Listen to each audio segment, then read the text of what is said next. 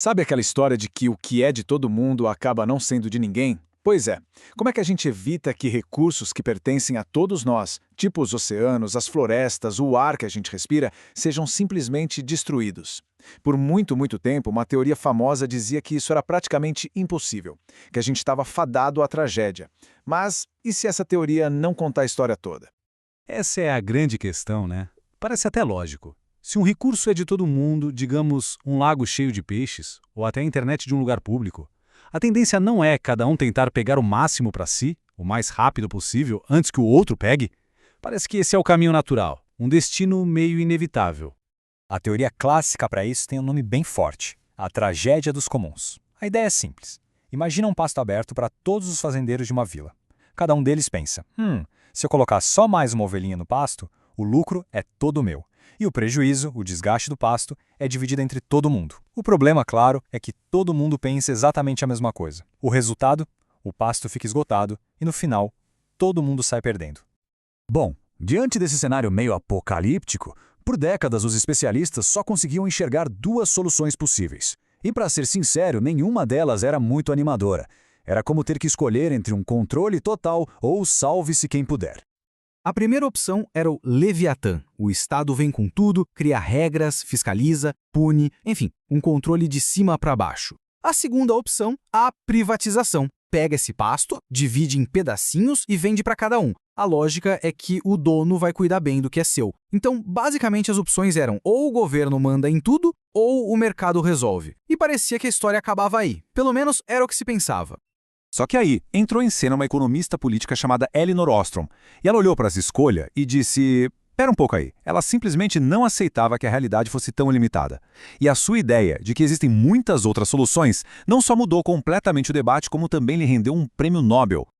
Certo, vamos entender o que fez o trabalho da Ostrom ser tão revolucionário. Foi o método dela. Enquanto muitos economistas criavam modelos teóricos, sentados em seus escritórios, ela fez algo que na época era radical. Ela foi olhar o mundo real. Ela e sua equipe foram a campo investigar o que as comunidades de verdade estavam fazendo para gerenciar seus próprios recursos. E o que ela encontrou virou a teoria de ponta cabeça. Ela descobriu uma montanha de exemplos, muitos deles ignorados pelo mundo acadêmico, de comunidades que conseguiam, sim, gerenciar seus recursos por séculos sem destruir nada. Não era um caso isolado, uma exceção. Era um padrão que ninguém estava olhando.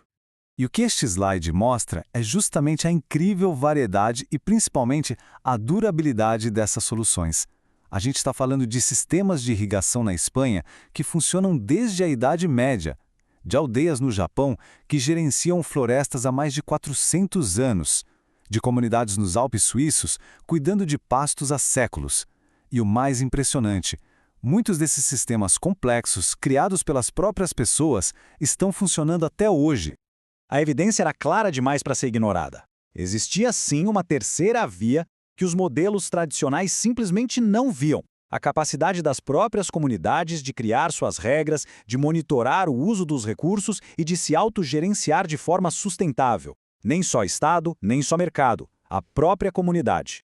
Tá, então a pergunta de $1 milhão era: qual é o segredo?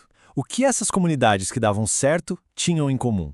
A Ostrom mergulhou em centenas de casos e conseguiu identificar um conjunto de princípios básicos. É quase como se ela tivesse decifrado o DNA de uma boa governança comunitária. E aqui está a receita. Primeiro, limites claros. Todo mundo tem que saber quem faz parte do grupo e o que exatamente está sendo gerenciado. Segundo, regras adaptadas ao local. O que funciona para pescadores no litoral não vai funcionar para agricultores no sertão. Terceiro, participação nas decisões. As pessoas que vão seguir as regras precisam participar da criação delas. Isso dá legitimidade. Quarto, monitoramento. Os próprios usuários se fiscalizam. E, por último, punições graduais. Se alguém quebra uma regra, a sanção começa leve, um aviso. Se a pessoa insiste no erro, a punição aumenta. É um sistema justo e que funciona. E o que faz tudo isso funcionar é o que os pesquisadores chamam de capital social. Pensa nisso como uma espécie de cola invisível da comunidade. A confiança, a reputação, as normas que as pessoas constroem com o tempo. E o mais interessante é que, diferente do dinheiro, o capital social cresce quanto mais a gente usa. É essa confiança que permite a cooperação sem precisar de um governo autoritário ou de um contrato para cada coisinha. E olha, isso não é só uma ideia bonita no papel. Dê uma olhada neste gráfico, que que é baseado na pesquisa da Ostrom lá no Nepal. Ele mostra algo impressionante. Os sistemas de irrigação que eram gerenciados pelos próprios agricultores eram mais produtivos e distribuíam a água de forma mais justa do que os sistemas caríssimos construídos e operados por agências do governo. A sabedoria local venceu a burocracia. Ok, tudo isso funciona muito bem para uma vila nos Alpes, para uma comunidade de irrigação no Nepal. Mas e o nosso maior desafio, o nosso bem comum global por excelência, o clima do planeta? Como é que essas lições de pequena escala se aplicam a uma crise gigantesca como essa? E essa é uma dúvida super válida. Como é que a gente vai coordenar 8 bilhões de pessoas usando as mesmas regras que funcionam para 100 agricultores? A escala do problema parece exigir uma única solução gigante, global, vinda de cima para baixo, não é mesmo? É aqui que a Ostrom propõe algo diferente, uma abordagem que ela chamou de policêntrica. A ideia é que, em vez de apostar todas as fichas num único tratado global que pode ou não dar certo, é melhor ter múltiplos centros de ação em várias escalas. Pense nisso como um ecossistema de governança. Cidades, estados, países, empresas, todos tomando iniciativas que se conectam, se sobrepõem e se reforçam umas às outras. E a verdade é que isso já está acontecendo.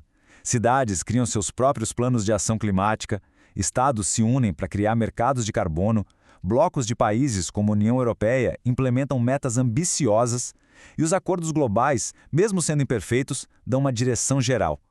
Cada um desses níveis, como o slide mostra, adiciona uma peça essencial a esse quebra-cabeça global.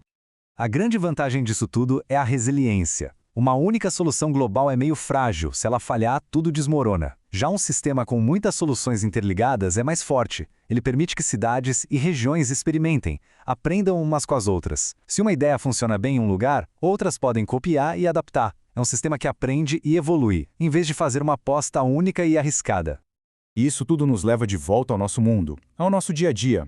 A grande lição que fica do trabalho da Ostrom é que não precisamos ficar esperando por uma solução mágica que venha de cima.